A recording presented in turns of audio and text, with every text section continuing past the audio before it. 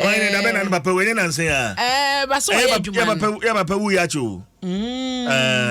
Nti kwasi otwene mutan. Me hu ne mobokra. Kwasi gogo ho. O de beba. Na adin kanfo no. Enchew nani so. O de beba. Na wankoye de yenye. Why? Ya na wagogo ho. Sesi ade ye waye uti no. Ba ni se ya wani su be ya okekrake. Ai. Sabri na se omo wani da ho. Because in kwasi position no crowd ono no bibia ye de aso ye de esini so. Enti wa mo ani anda hope wani beba ho so no na ma bibre afo wani so. Eni e kwasi. Die ai. Dwaso ai beba bi chao kama. Enti na ye we experience no ase ye tare no a. Mom bembe no. Ye man guidelines no. Mom bembe no. Binto no the first time and papa wu. First time. Je we akasa ni ka obi anya ya nke binto no da. Na so nye de wo pe. E na oba de no ye. Ti sesia de free na ekoye yi de ye de se ye to ye boma akwasi asempa. Nya sa de anka. Ye de but owayim. Ye mabusua ni nyina ya akọ. Nka den na besi. Adakulu abusuafo a ewo ho nyina ye mamu yakọ mam hyeden wate. Oba de no ncheche mo rema yen. Asempa bia be fine why. Na mene. Sakwara. Mame kwa ni me na yemfa da obokrata no ento aso. The Adom anim ye eye daily guide da obokrata na wo hwanim ha ensampi no a na edade da ha na Dr. Kwabenadufo ya ene CJ eni asempa ene no ebedi nkobo no na asem kese bi da obokrata ni fetu sunsia. The okandekra NDC amanyoko no ne se womo ema na kwanya na wabedi party nanim.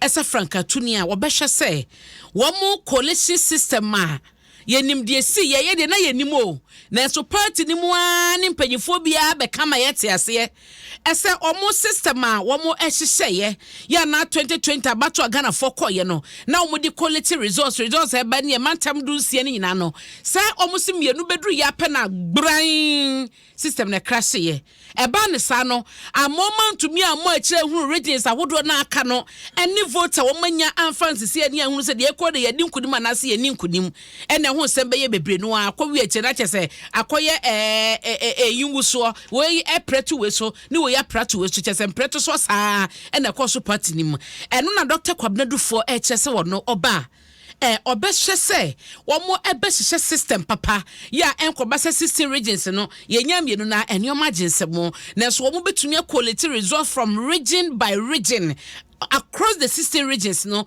anglo say party no whether they are comfortably the nasa te saying ene ehawdo pino a wono ewo edima party no eho asam ewo da bokrata ni fa etoso ensia na wo hwemu nso a enchemu ahodo biem no edada ha se ya mede ko Ghanaian Times mu na sije wonim se waye kefo abani schools be se enum bi eso muntu be register enkwada no adenti na menim sa wo ye ba cha na oba wo sa school we mu ante no be den omo kire se sa school senum yi no eye only star senior high and technical school eno we he wa besim Gateway Senior High School and Lawrence Senior High School ni nyina wo sunyane First Class Senior High School wa Chimota Enkaiha and Martin Luther SHS wo Kintampo na sa omo se ebra so se ya omo registration dia ma nkwada ye bekwa kwatwe wasi no na omo ye banners that tell you krom na omo register nkwada from 1200 equals 6750 any sika omo je Utika omoje for den sika omoje de den abna register nkwada na mama kwatwe wasi na wo hwemu omo se registration krom ye 381 cedi 24 pesos. But almost charge 1,002 equals 6,750. How? And no any the other has said no na why can pay you for chess on my banisa school no. Almost to register omunkwara into a 7 moye de pa. I will have say a CJ and Shimono at the hanti. Once I can't work at a back in can be what more dear mammy. No, but okay, we acquire Dwaso Nsem.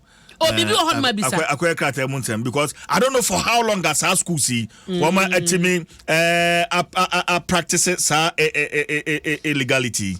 And no, Oman chim now so much as Oma Yache.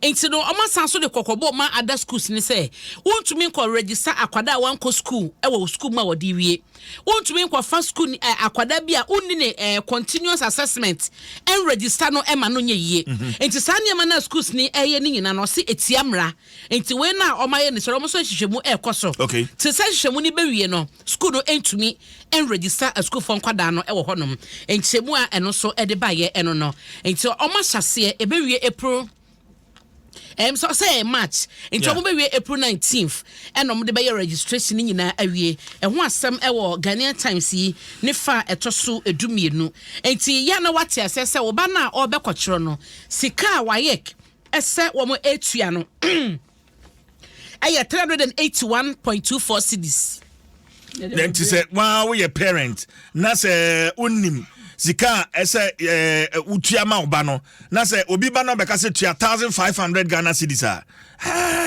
na se wa parent no kwan so as you don't know your left from right because you should know say na wayek for one more edge and to say who say could be the banner atari krom say between 1500 na em fan register oba for wasia na so kokotia na ye hwan fom so sije me hunu se awofo ni bu hon ma ye na omo nnim sika ye charge no ye na omo nnim ena we so de na omo ye advertisement ni se wo be register wo ha na wo betwira wo pass no eye assured enti eno na emomo na mo so eye saade na nkrofon so de omho ehyem no ma me fa wonko Ghanaian Times back page no ye katafet so adu no nai na yewra ya owusu edaha omo kyerese ene no wo hyem no na ye chief executive officer of the Ghana Railway Development Authority ano na wo kyerese wo hwe Ghana ha se ni se ye tie nkwan no etie na o man no ebehia sika be se $30 billion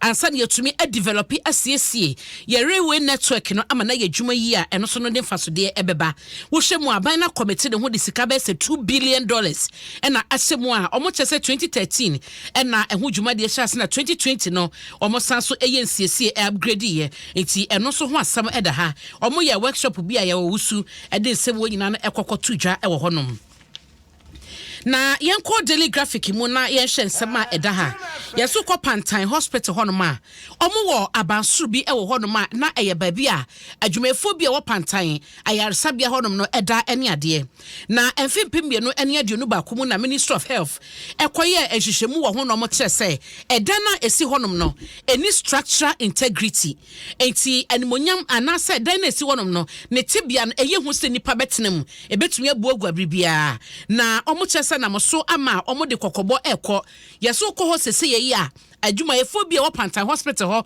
etete saba suru nim eno achi na suafo bi so wo ho ma omo gidi agent tete no ebititi mu ni ade omo kosoa e de kokobo no ema eno na daily graphic e di emunchemu aba ha se ya ene abansuru sije na hu hai enyina mahu nyina kyese apopo bibra ye hu nyina de asihwe ayi stairs wo hai enade ni nyina piepia yo rosa hyemu nyina no apiepia so nipa gusu tim omo kyese eda no enye se nipa betenam eti wo tie ya no pai na wo te ba bia ye kan ho asam sa Pantan eda ya panyefo kyese ne tibie wom no nipa ntumi ntem a motetim no wo mo se munya hweye na omo kyese management a wire sabia honom any Ministry of Health abo hu de raka ka chomo mutibu say muntu free mu muntu enya de omubua eno so ho asem e wo daily graphic ase ya enchemu no eda ha na wo hye ne kata fato so edunsia so a Vice President Dr. Mahmoud Bawumia eda ha se ya ni foni eda ho pepepe good for oil ensam no Dr. Bawumia kyese fiti ne obene bosome de to so edunsia ede koi no fa ngobo no ebeba fom eno ene nsema waka eno achi nso no se afibia no aban no ebesie sika eye $4.8 billion adonia foreign currency ni mu a eye emfasode a oman no ebenya ewo good for oil policy na aban no ede baye na Ghana for so ho han wo munti no we eye nhyehyɛ wodo bi a wo kyese bebo ye passe bostofo enya wo mo edan foforo kra wo ebia no na eho ewon kran ha eho no omampani be de akire ede se wo nyina kwoto dwa na e trend pa nti de Ghana for hwanim se na de ko nyina no eso bete na Ghana for ahunu wo mo ebenkum ne wo nifa eno ati so no sika ya wo ka ho asem no wo che se ebebo ye pa na sa good for oil policy na aban ne de aba no eye enhyehyɛ papa nti Ghana for nyina entachire na omo enya aresimu se aban no egusu edijuma eno so ho asem ewo the daily graphic the bokrata mu asije medi emu enchiremu amount ma me fa wo mra daily guide ne fa etoso ensia na yenhwe asem a edaha na enei no emrase bedwani ono ewo South Day eye Roxy Nelson da femakpo ono na echese ne toada ho eno ye daily guide eka ne toada ho se okoka nsem bi na ne ya no mampani akufu ado eye busumi we ya ne da na tusodu na eye benada na omampani akufu ado kobo omanfo Ghana fo bi no mabaso ekọ moma wo enioma bi ni nyina no eye adwumaden a wo aye ene enhyehyɛ pomode egu akwan so sɛ de beye na apomode ho nsem no ebekɔ nanim ye de nchemu no ama wo da bokrata hodoro ni nyina so ede baaye na wo hwemu a eye onmonyan for Roxy Nelson da femakpo ekɔ kyerɛ to ho no ma wo kyese sada na o tweet ye no na kyese aban no ena na obo ne sobo kyese ene no elephant symbol na eye MPP for ashenso de no kyese national symbol no ewo honom no osoro no enete medal a ode ema wo mo a ye bo mabaso bana pomudin semo covid ba ye adwumade omo ye no na wo chemu ade akwakosi ese honom na enenam na emu no na kyese amane no enso efiri mu aba kyese da bi de oka no no kra bi anim enyinaso bia enim kyese nkrofo bi so akeka o madwea che a wo kyese se wo hwemu pa Dr. Kwame Nkrumah Krampo na ono ebo modia yire ne ho gifa ho de mo man Ghana Krampo no ne dwumadi ahodo odi ye Krampo no wan sesa hyenso de bia nkwankofa CPP o ma hyenso de ye akokɔ no ne ade amfa nkwankotum intide ne beba so mampani betu sa na mo no na eno so ho nsɛm eba ye mema hye bedwani ono ewo ensa wo maduro agiri Frank Anodom pre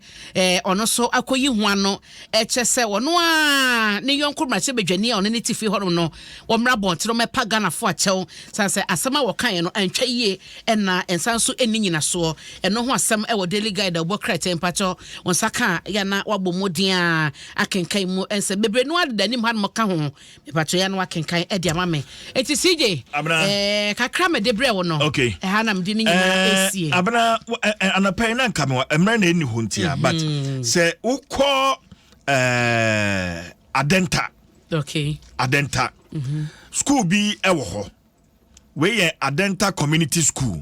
Enra na wamo twere wamo end of term exam. Na abana se wokohwe ba bi a wamo twere exams na me the video na maayewa. Sa ba bi a wamo te a wamo twere exam no a awreho. Oh. Abana tie wo we enye kurase ba bi o me say Adenta Community School. Enkran heya. Adenta. Kwasi fa video ne to so mame. Baby a womo tia womo etwere womo any video nini baby a womo tia womo etwere womo end of term se enra ensuo toya enkankurai exams na hwa nkomu ntimi ntwere nka ne yapon se ai term ne bekọ na wie ya no enso so school hi abnan abna eben district assembly no enkran o school hi eben district assembly no a me kire DC aso MC what nam ho and wo kwadwuma she ya board na si table so you ya wo school project so wo ho a ya abandon any blackboard no na etwere table ya aduano yes any na wo ba sori afifie adware asese no hye ne school atade o so wo ko school na wo mo tire dan it just say the whole school ni nyina titi dua bia ba ko bia ye class o dua ba ko bia se ye class ba ko na hwe furniture wo mo te so hwe furniture wo mo te so wo mo te so miensa hwe akonya ne krompo no shape enye papa o ebetumi abu anytime wo mo ete so hwe nkonya wo mo te so adenta o Adenta, anybody who does me should come. See there be a video yi. Oma omuti anim ne krompo no. Ase omo niema no eda ebo so paper na omo tro so no. Paper na omo twerɛ no. Ai. Sha omo muti anim ha se no pillar ne beba. Any. Hey. Any. When you are far away from the capital, this is Adenta. I want to see a municipal. Adenta a municipality. Any. About your fan on chatway now. CJ, you bedi actually. I'm sure me want to crab a bedi actually. Baby, and Adenta municipality Nankasansono. I'm certain, sir, and yes, certain po. They have a municipal director of education. Abna, and rap me nya sa you and I'm soon and then me point. Say me tikra na tie free so a ese me call. Aha, sa school. Aha. Ebe district assembly no. It's assembly page for so munim. Na edien so na man kwada nyina gu abonten. Edan na omuti bia no na enye. Edan ni bugu eso apa. Challenge na wo ho no ye dien ti a eha na kwada ti tro so hwe. Na kwada ye yakọ ma bomu miensa na nje wo ye sure say so hwe omunya copy and paste ije omu to so miensa obi ani tu because omunim konwa nti ye bie mu a ebi munya ba bi ntina enkonwa ni ho hwe akonya no awana hwe